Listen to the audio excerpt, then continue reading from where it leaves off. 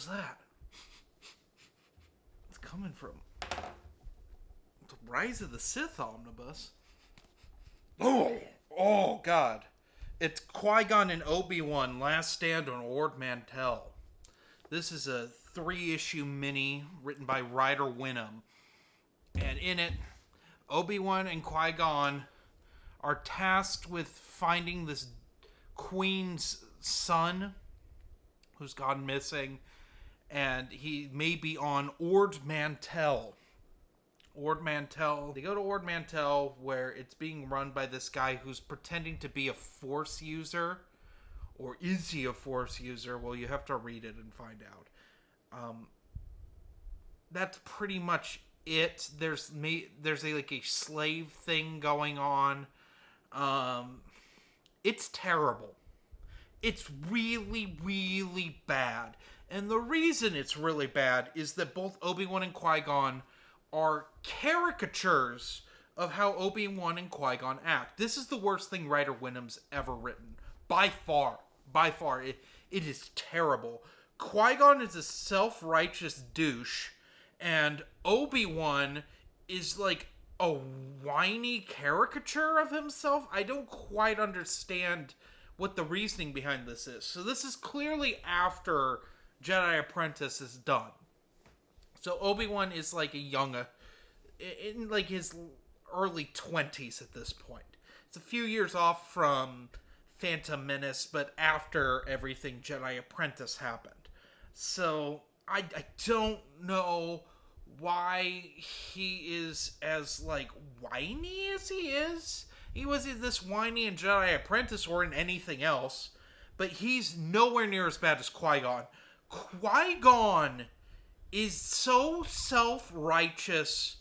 It reads like it got written today by a virtue signaling weirdo, where Qui-Gon is like, you don't care about them because they don't look human. And like, he just is like overly self-righteous and not Qui-Gon at all. This is the second to worst characterization, other than something like out of Tales, where everything about like the Obi-Wan Qui-Gon Tales stuff is not good. There isn't much of it. We'll get to it at the end of this omnibus when I just pile through all the Tales stuff that's in this omnibus at once, because it's not worth talking about in their own videos, let me tell you that. But I hated this book. I hated this 3-issue.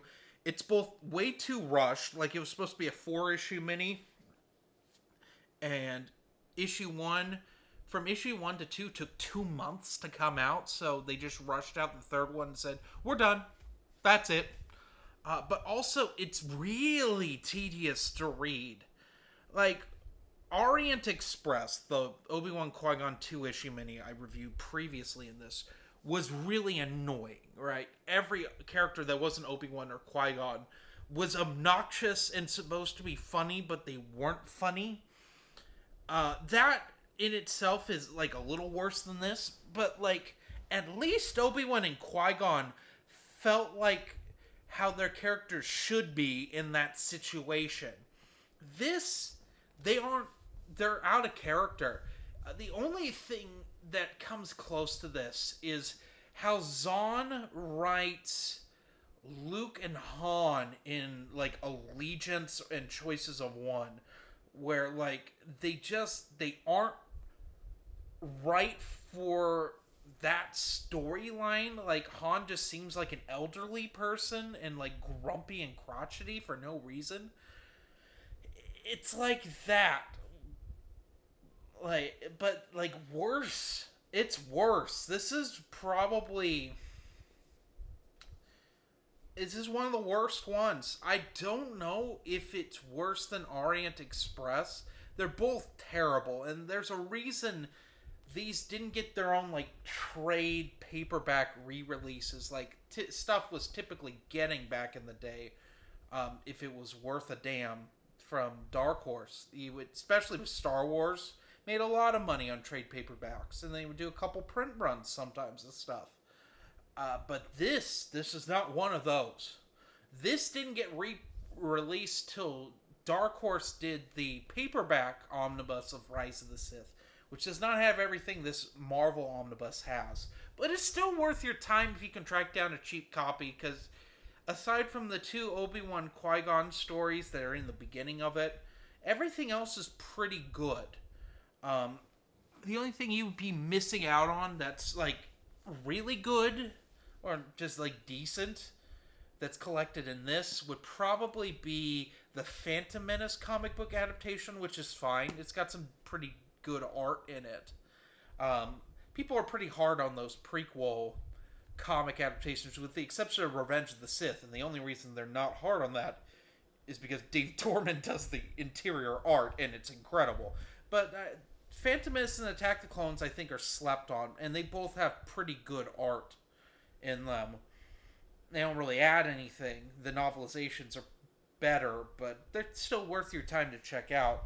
Is this Last Stand on Ord Mantell worth checking out? No. In fact, if you were to buy this, which you can still get these, and you can get them fairly cheap, I would skip this along with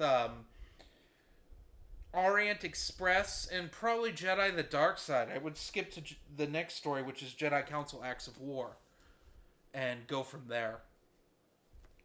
It's unfortunate. I appreciate this omnibus existing, but they front-loaded it with feces, and it's really, really annoying to read through this. You have bad story, worse story, equally, if not worse story. This is the thing with this one. I don't know how to rank it. Because, sure, the story is better than Orient Express. Sure, it doesn't take much. My last bowel movement was better than Orient Express. But still, the characterizations of both Obi-Wan and Qui-Gon, our 2 main characters, are so out of character and just obnoxious that it makes... I can't really recommend this unless you are a hardcore, and I mean hardcore, Obi-Wan Qui-Gon fan. You have to read everything. Because this, with the exception of Tales stuff, is the worst of their stories, by far. I know certain people take a dump on Cloak of Deception, but I guarantee if you read Last Stand on Ord Mantell and you read Cloak of Deception, you would think, oh, Qui-Gon's great in that. Because he is. A lot better than this, for sure. Is it Jude Watson's Qui-Gon? Not quite. But it's Qui-Gon at a different age. And that's the big difference with those. This is kind of like the in-between of that, but it, instead of being like a nice stepping stone to Cloak of Deception, it's just a one-off bad adventure. And that's unfortunate. Just a quick cash grab for the Phantom Menace, while it was still good to do cash grabs for Phantom Menace. And you're going to get that a bit with this omnibus going... Well, we'll get some good stuff, and then we'll probably end up going back to some cash grabby stuff. So, I would rank this probably a 1 out of 5. It's bad. Don't recommend it to most people. If you're a completionist or you're a big Obi-Wan Qui-Gon fan, you have to read everything that every adventure they did. Then sure, check this out. Otherwise, just skip it if you bought this omnibus, or if you get you see the comics in the wild, the single issues. Don't buy them. Not worth it. Not worth it at all. And I normally don't say that about EU, but this doesn't really tie into anything that I'm aware of, except for Ord Mantell, the planet itself, is referenced in other things. This adventure is not one of those. If it is, I'd genuinely be surprised. So, anyway, have a nice day. And I'm